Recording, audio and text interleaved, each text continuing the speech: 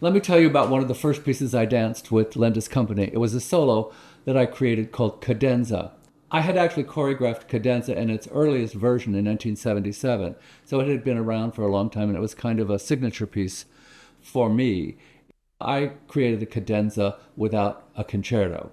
So it is an idea that I took from classical music and created a tap dance for myself that was short. It's about 2 minutes and 45 seconds long. And it is designed to be dazzling. And it's designed to pick up a few little themes that I established at the beginning of the piece. And then it comes to a rousing finale so that everybody applauds.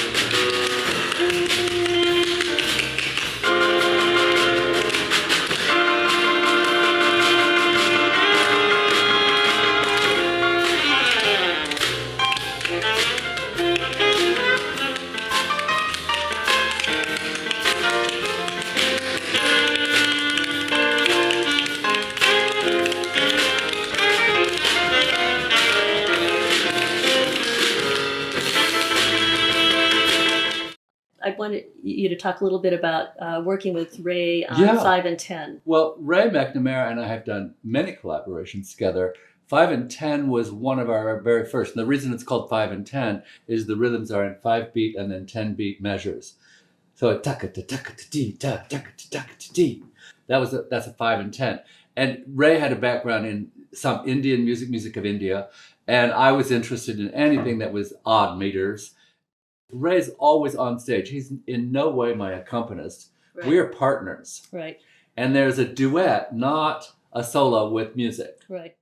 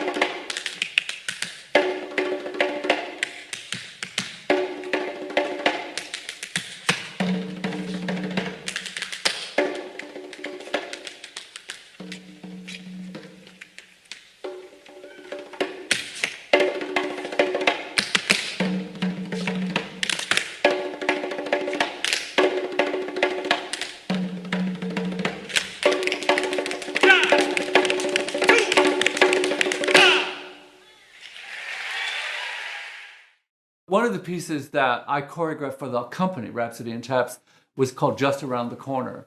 Now, unbeknownst to me, Linda had already applied for a grant from the National Endowment for the Arts to commission a piece of choreography by me. This was before I even joined the company.